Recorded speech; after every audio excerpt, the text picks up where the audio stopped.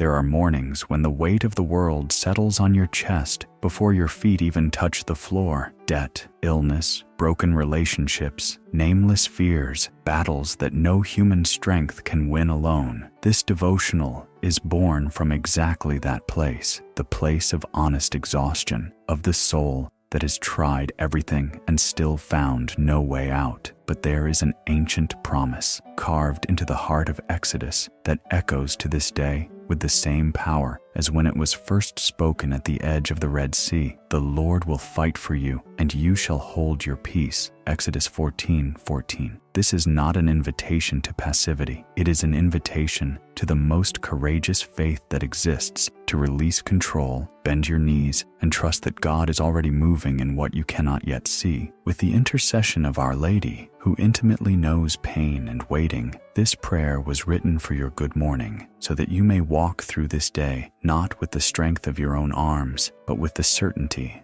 that there is a Father who fights for you. There is a kind of tiredness that sleep cannot fix. You lie down, close your eyes, and still your mind keeps going, spinning, calculating, anticipating the worst. It is the exhaustion of someone carrying battles that no one else can see, of someone who smiles through the day and falls apart at night, of someone who has asked for the same thing in prayer so many times that they begin to wonder if they are even being heard. If you wake up feeling that way today, know this: you are not alone, and you are not weak. You are human. There is a moment in the story of the people of Israel that speaks directly to that place inside us. They had just left Egypt, free, finally free, but right before them stood the Red Sea, and behind them, Pharaoh's army. There was no visible way out. There was no plan B. There was only the impossible ahead and danger behind. And it was there, in that silence of despair, that God spoke, not with thunder, not with an immediate miracle, but with an instruction that went against every human survival instinct. Stand still,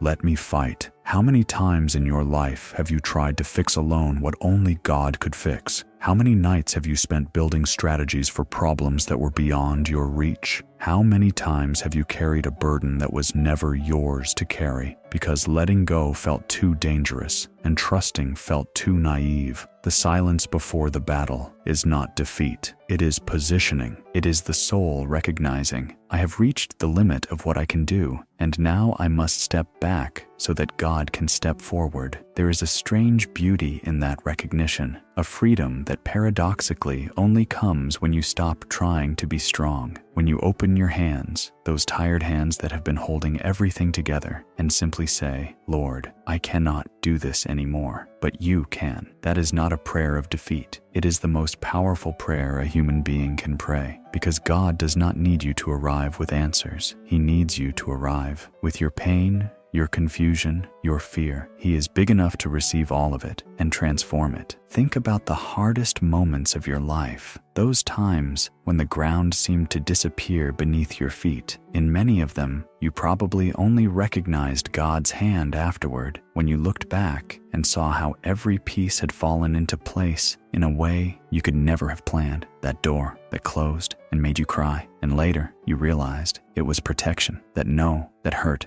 so deeply and turned out to be direction. That season of waiting that felt like abandonment and was, in truth, preparation. God works in silence. He moves in what is unseen. And many times, the battle you think you are losing has already been won in a dimension your eyes have not yet reached. This morning, before you step into the chaos of the day, before you check your messages, before you start worrying about what is ahead, stop just for a moment. Breathe, feel the weight you have been carrying, and then, deliberately and consciously, make the most revolutionary gesture there is. Let it go. Not because the problem has disappeared, not because the situation has improved, but because you are choosing to trust that there is a God who sees what you cannot see, who knows what you do not know, and who fights for you with a love that has no measure and no end. The silence before the battle is sacred. It is there that faith speaks louder than fear. It is there that the soul finds the solid ground that the world cannot offer. Allow yourself to enter that silence today, because it is right there in that quiet place within you that God begins to move. There is a moment that every person of faith eventually faces. It is not the moment of the miracle, it is the moment before it, the moment when everything inside you is screaming to act, to control, to fix, and God is asking you to do the hardest thing imaginable, nothing, or rather, something far more difficult than action. He is asking you to trust, to truly trust. Not the kind of trust that says, I believe things will work out, while still secretly holding the reins, but the kind of trust that opens both hands completely, looks up, and says, it is yours, all of it. I release it to you. That is the trust of Exodus 14:14. When Moses stretched out his staff over the sea, it was not the staff that had the power. It was the surrender behind the gesture. It was the act of a man who had exhausted every human option and chose, in that raw, exposed, terrifying moment, to believe that God was exactly who he said he was, and the sea parted, not before the surrender, after it. This is the rhythm of God's miracles that we so often misread. We wait for the sea to part first, and then we will trust. We wait for the diagnosis to change, the relationship to heal, the debt to clear, and then we will believe. But the pattern of Scripture, told over and over again in every story of deliverance, is always the same. First the surrender, then the miracle. First the faith, then the sight. Our Lady understood this better than anyone. When the angel appeared to her with news that would turn her entire life upside down, a pregnancy she had not planned, a path she had not chosen, a destiny that would bring both incomparable joy and unbearable sorrow, she did not demand explanations. She did not negotiate. She simply said, "Let it be done to me according to your word. Let it be done." Those 4 words contain the deepest act of faith a human soul can offer. Not, "Let it be done if it makes sense to me." Not, "Let it be done if it doesn't hurt," but simply, completely, without conditions, let it be done. She did not know the full story. She could not see the resurrection from the moment of the Annunciation. She walked in faith through confusion, through pain, through the unimaginable grief of watching her son die, and she never stopped trusting. That is the intercession she offers you today. Not just a gentle, distant prayer from heaven, but the intercession of a woman who lived in her own body what it means to surrender completely and trust a God whose plans are far greater than what our eyes can hold. She walks beside you in your uncertainty. She knows the weight of waiting, and she carries your prayer to the heart of her son with a mother's love that never wavers. So today, whatever battle you are facing, bring it to her, and through her, bring it to him. Say it out loud if you can. There is something powerful about speaking your surrender into the air, into the room, into the silence of an early morning. Name the thing you have been trying to control. Name the fear you have been feeding with your worry. Name the person you have been trying to fix with your own strength. And then say, "I release this. Lord, you fight for me." Because here is what Exodus 14:14 is really telling us, and it is more radical than it first appears. The word translated as fight in Hebrew carries the image of a warrior going to battle on behalf of someone who cannot fight for themselves. It is not just assistance, it is substitution. God is not saying, "I will help you fight." He is saying, "Step aside. This battle is mine." That changes everything. It means that when you lie awake at night rehearsing arguments, replaying scenarios, trying to figure out how to make things work, you are not preparing for battle. You are standing in the way of the one who already has the battle plan. It means that your job, your only job in certain seasons, is to get out of the way and let God be God. And yes, that is terrifying, because letting go feels like losing, because surrender looks, from the outside, like giving up. But there is a difference, a crucial, life-changing difference between giving up and giving over. Giving up says, "Nothing will change, so I quit." Giving over says, "I cannot change this, but God can, so I place it in His hands." One is hopelessness. The other is the highest form of hope. This morning, with the dew still fresh on the world, with the day still unwritten before you, choose to give over. Choose the surrender that is not weakness, but wisdom. Choose to step back from the battle that was never yours to fight and let the Lord of hosts go before you. He has not forgotten your name. He has not lost sight of your situation. He has not been distracted by the millions of other prayers rising to heaven this morning. He sees you. He knows exactly what you need, and He is already moving on your behalf in ways you cannot see and cannot yet imagine. Our Lady of the Morning, pray for us. Intercede for those who are exhausted from fighting alone. Cover them with your mantle. Lead them gently to the feet of your Son, and remind them, with that quiet, steady certainty that only a mother's love can give, that they are not abandoned, that they are not forgotten, that God is fighting for them right now, even in the silence, even in the waiting, even in the middle of the night, when faith feels thin and distant. Let go of your hands, not because the battle is over, but because the right hands have taken hold. Open your eyes, not just the eyes in your face, but the eyes of your soul, the ones that see beyond the circumstances, beyond the diagnosis, beyond the bank statement, beyond the silence of someone who used to say, "I love you." Open the eyes that faith keeps alive, even when everything around you whispers that there is no reason to hope. Because this morning is not just another morning. This morning is evidence. Evidence that you are still here, that you made it through another night, that the same God who parted the Red Sea, who kept Our Lady standing at the foot of the cross, who rolled away a stone that no human hand could move, that same God woke you up today with intention, with purpose, with a plan that has not been canceled, not been delayed,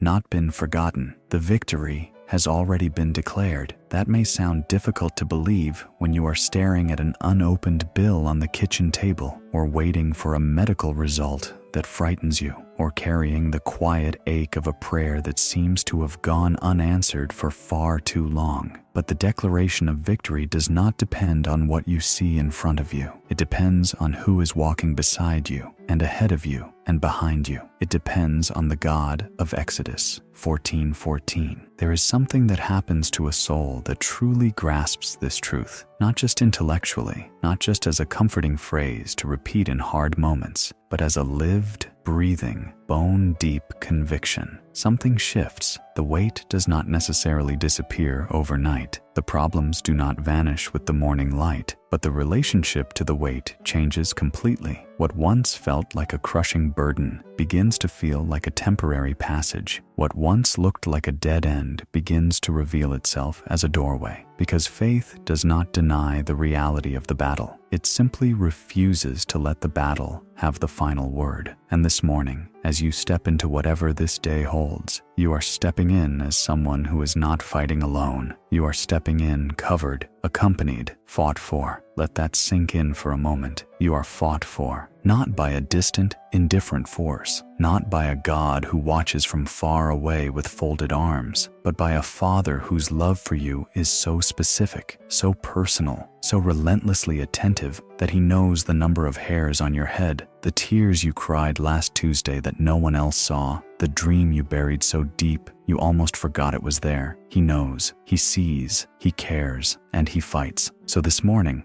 before you step out the door, before the noise of the world rushes in and fills every quiet corner of your mind, take a moment to pray. Not a perfect prayer, not an eloquent prayer, just an honest one. Say, "Good morning, Lord. I am here. I am tired, but I am here. I do not have it all figured out, and I am done pretending that I do. Today, I choose to trust you more than I trust my fears. Today, I choose to believe that you are already working in what I cannot see. Today, I step back from the battle, and I let you go before me. Fight for me, Lord, as only you can. You, and then say, 'Good morning, Our Lady. Walk with me today. When I feel the fear creeping back in, remind me of your yes. Remind me that trust is not the absence of uncertainty. It is the choice to move forward in spite of it. Pray for me, Mother. Cover me. Lead me. And then, and this is important, get up. Not because you have all the answers, not because the situation has changed, but because faith without movement is just a wish. The people of Israel had to walk toward the sea before it parted. Our Lady had to say yes before she understood the full scope of what she was agreeing to. Every miracle in Scripture was preceded by someone choosing to move in the direction of trust before the evidence arrived. Your step of faith today might be small. It might look like getting out of bed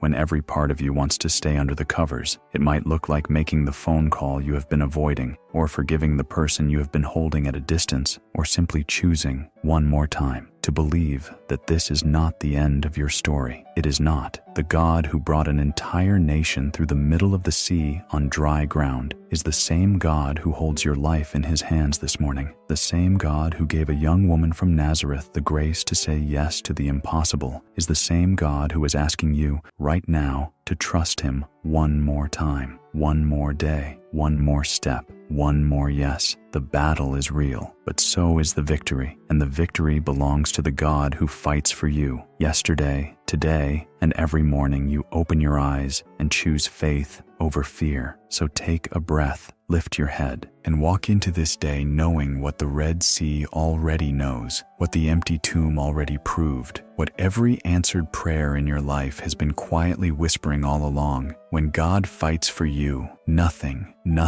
can stand against you. Good morning. Your victory has already been declared. Go live it. This devotional began in the silence before the battle, in that honest, vulnerable place where exhaustion meets faith. It moved through the radical act of surrender, of opening your hands and letting God be God. And it ends here, in the light of a new morning, with a declaration that is not wishful thinking, but ancient, proven truth. The Lord fights for you. Exodus 14:14 was not written for a people who had everything under control. It was written for people who were terrified, cornered, and completely out of options. People just like us. And the word that came to them, that comes to us, was not try harder. It was not figure it out. It was the most liberating sentence in the history of faith. Stand still and watch God move. Carry that with you today, not as a religious phrase, but as a living truth. When the anxiety rises, when the problem feels bigger than your faith, when the waiting stretches longer than you think you can bear, return to this place. Return to the surrender. Return to the God who has never lost a battle and has never forgotten your name. And return to Our Lady, that quiet, faithful presence who has walked every road of sorrow and trust before us, and let her lead you gently every morning back to her Son. You are not alone. You are not forgotten. You are fought for. Good morning. Strengthen your prayers, because many good things are about to come your way. Leave in the comments which city you are praying from, and your name and your family's name, so we can pray together. Subscribe to the channel so we can continue together in this powerful chain of faith and protection.